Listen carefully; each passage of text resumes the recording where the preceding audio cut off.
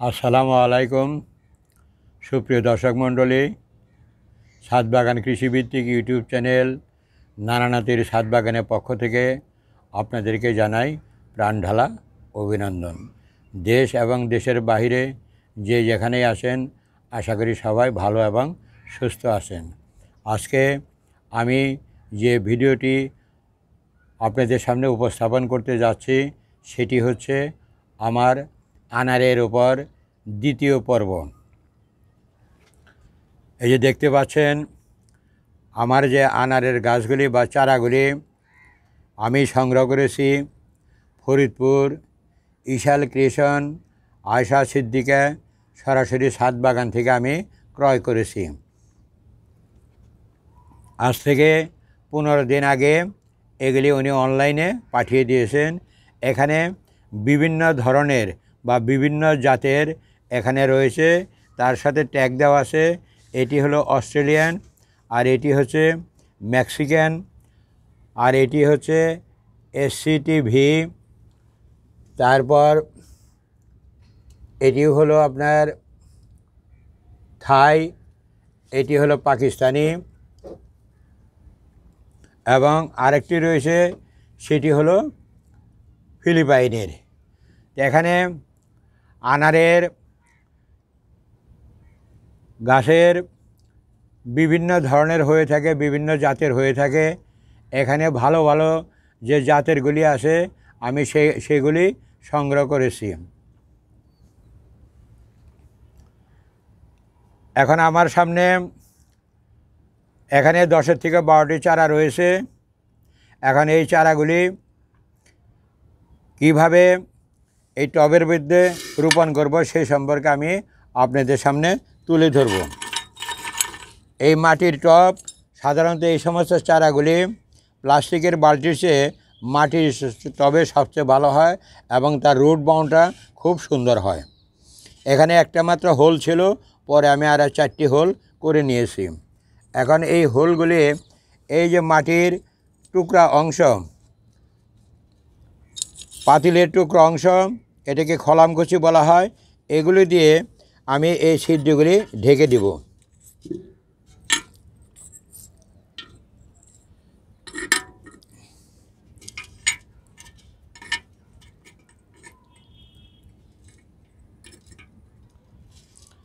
দেখেন এইভাবে, যাতে ড্রেনেজ সিস্টেম খুব সুন্দর হয়। ড্রেনেজ সিস্টেম যদি ভালো না হয় তাহলে যে কোনো গাছ আমরা লাগাই না, কিন্তু গাছের গোড়ায় পানি জমে গাছ কিন্তু মারা যাবে। এখন আমি ব্যবহার করব এই যে এগুলি হলো ককশিট। অনেকে ইটের টুকরাও ব্যবহার করে থাকে, আমি কিন্তু ব্যবহার না করে এই ককশিট ব্যবহার করেছি। এখানে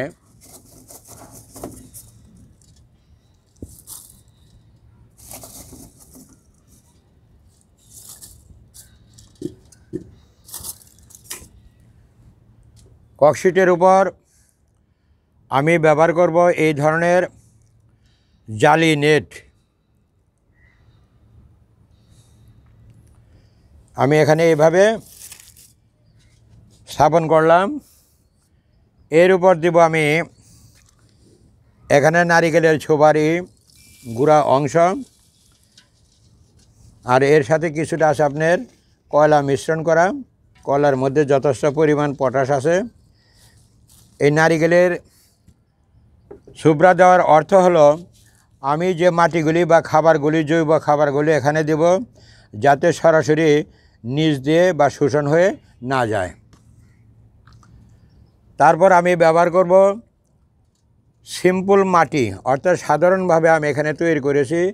একটা ছোট গাছে যদি আমরা প্রচুর পরিমাণ খাবার দিয়ে গাছ রোপণ করি তাহলে সেই গাছ কিন্তু খাদ্য গ্রহণ করতে পারে না। কেননা একটা বাচ্চা শিশুকে আমরা যদি বিভিন্ন ধরনের খাবার দিই সে কিন্তু খেতে পারবে না, সে কিন্তু হজম করতে পারবে না।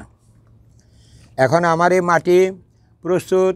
সাধারণভাবে এখানে আছে মাটি, কোকোপিট, গোবর, বালি আর নিমখোল। এই সাধারণভাবে আমি অনেক দিন আগে তৈরি করে রেখেছিলাম।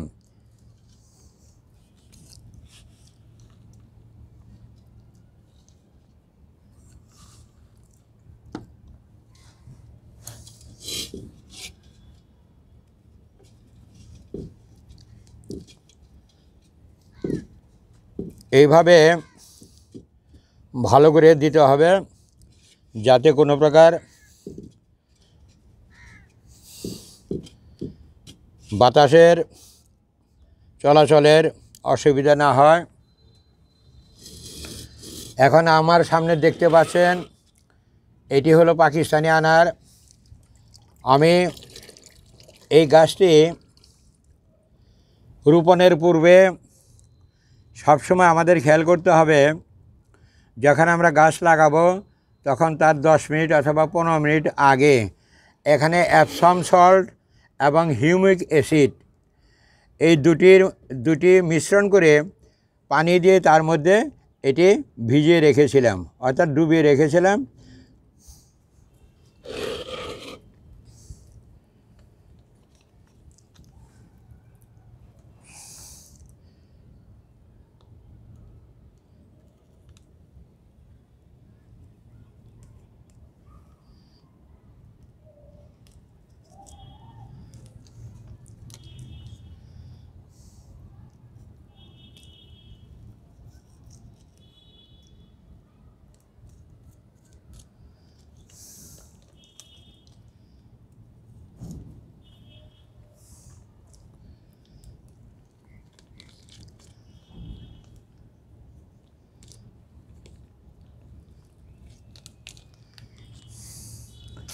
দেখেন আমার চারাটি কত সুন্দরভাবে আমি এখান থেকে ছাড়িয়ে নিলাম।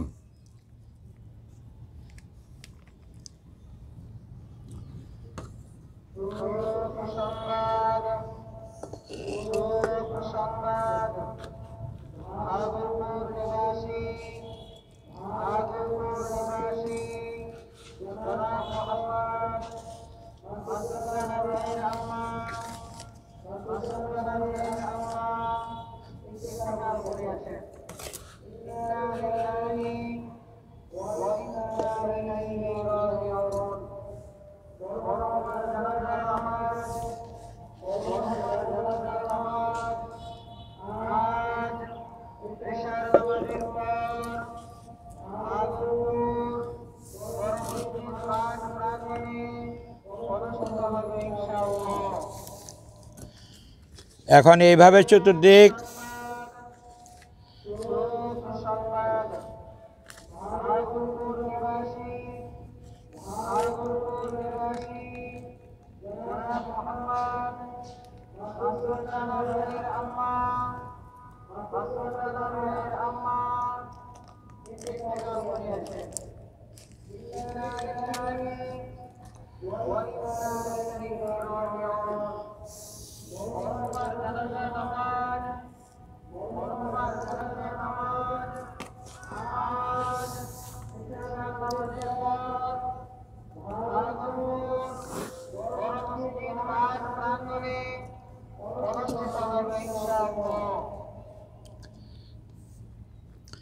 এখন আমি কি করব, এই গাছ রোপণ করার পরে এই চতুর্দিক এইভাবে মাটি দিয়ে সুন্দর করে ভরাট করতে হবে। তবে যেহেতু আমার মাটি অনেকটা ময়েশ্চার, এই জন্য আমি খুব একটা বেশি পানি এখানে দেব না, হালকা পানি দিয়ে রেখে দেব ছায়াযুক্ত স্থানে। 2-3 দিন রাখার পরে তারপর এই গাছ আমি আবার রৌদ্রের ভিতর নিয়ে আসবো। এখন এই যে আমার এখানে যে পানিগুলি রয়েছে অ্যাপসম সল্ট এবং হিউমিক অ্যাসিড, এই পানি আমি এখানে দিয়ে দেব। আমার বেশি পানি দেওয়ার আর কোনো প্রয়োজন নেই। আমি আমার যতগুলি গাছ এইভাবে রোপণ করে থাকি। আমার প্রথম পর্বে অনেকগুলি গাছ রয়েছে, সেটির উপর ভিডিও দিয়েছি ডালিম ধরার পথে। আমি এই পদ্ধতিতেই আমি আমার গাছগুলি রোপণ করে থাকি। আমার এই ভিডিওটি আপনাদের যদি ভালো লাগে অবশ্যই আমার পাশে থাকবেন, কেননা এর আগে আমার অনেকগুলো ভিডিও আপলোড হয়েছে, আপনারা দেখেছেন, শেয়ার করেছেন, সাবস্ক্রাইব করেছেন। এই জন্য আপনাদের কাছে আমি অত্যন্ত কৃতজ্ঞতা প্রকাশ করছি। তাছাড়া আমার অবসর জীবন, আমি সবসময় চেষ্টা করি আপনাদের সামনে নতুন নতুন ভিডিও নিয়ে উপস্থিত হওয়ার জন্য। কেননা আমার ছাদ বাগানের মূল স্লোগান হলো বাংলার মাটি সোনার সে খাঁটি, বাংলার ছাদে ছাদে জৈব সার গাছে গাছে, ধরব ফসল তরে তরে, তুলবে ফসল মন ভরে। আপনারা যে যেখানে থাকেন ভালো থাকেন, সুস্থ থাকেন, গাছ লাগান, পরিবেশ বাঁচান। সবাই ভালো থাকেন। আল্লাহ হাফেজ।